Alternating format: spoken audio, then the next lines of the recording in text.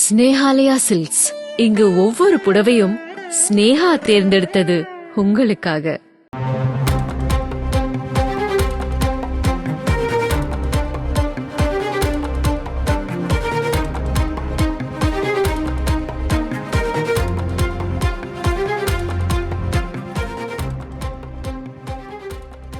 பத்தம்ச கோரிக்கைகளை வலியுறுத்தி ஜாக்டோ ஜியோ பிப்ரவரி 26 முதல் காலவரையற்ற வேலைநிறுத்த போராட்டத்தில் ஈடுபடப் போவதாக அறிவித்திருந்த நிலையில் ஜாக்டோ ஜியோ நிர்வாகிகளுடன் தமிழக அரசு இன்று பேச்சுவார்த்தை நடத்த உள்ளதாக முக்கிய செய்தியை பார்த்துக் கொண்டிருக்கிறோம். கூடுதல் தகவல்களை செய்தியாளர் சங்கரன் வழங்க கேட்கலாம்.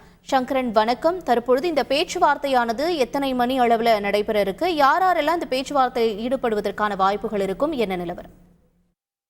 வணக்கம்.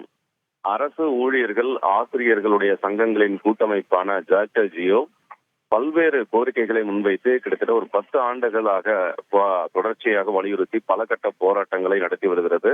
பல கோரிக்கைகளை அவர்கள் வலியுறுத்தினாலும் கூட முக்கியமாக எதிர்பார்க்கக்கூடியது பழைய ஓய்வூதிய திட்டம் மீண்டும் தங்களுக்கு வேண்டும் என்ற அந்த ஒற்றை கோரிக்கையை முக்கியமாக அவர்கள் வலியுறுத்துகிறார்கள்.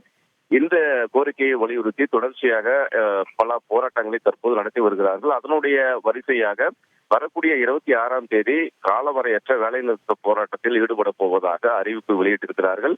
இதற்கு இந்த அமைப்பில் இணையாத மற்ற சங்கங்கள் கூட 26ஆம் தேதி போராட்டம் ஸ்ட்ரைக்ல ஈடுபட போவதாக அறிவிப்பு வெளியிட்டிருக்கிறார்கள். இப்படிப்பட்ட சூழலில் தான் இன்று தலைமைச் செயலகத்தில் பகல் 12 மணிக்கு மூத்த அமைச்சர் ஏவா வேலுடைய அலுவலகத்தில் இன்று பேச்சுவார்த்தை நடைபெறுகிறது. இதற்காக ஜாக்டோ ஜியோ உயர்மட்ட குழு நிர்வாகிகளுக்கு அழைப்பு விடுக்கப்பட்டிருக்கிறது.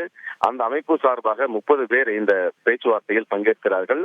அமைச்சர்கள் ஏவா வேலு, முத்துசாமி, அன்பில் மகேஷ் ஆகிய 3 கொண்ட குழுவினர் ஜாக்டோ ஜியோ நிர்வாகிகளோடு பேச்சுவார்த்தை நடத்துகிறார்கள்.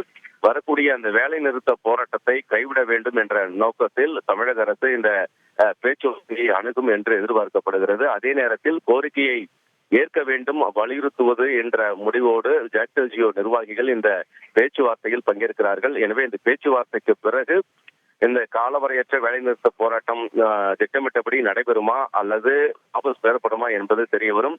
இப்படிப்பட்ட முக்கியமான நேரத்தில் சட்டப்பேரவை கூட்டத்தொடர் நடைபெறுகின்ற நேரத்தில் இந்த பேச்சுவார்த்தை நடைபெறுவது முக்கியத்துவம் வாய்ந்ததாக பார்க்கப்படுகிறது. உங்களுடைய விரிவான தகவல்களுக்கு நன்றி சங்கரன். ஸ்னேஹாலயா சில்க்ஸ். இங்கு ஒவ்வொரு புடவையும் ஸ்னேஹா தேர்ந்தெடுத்தது உங்களுக்காக.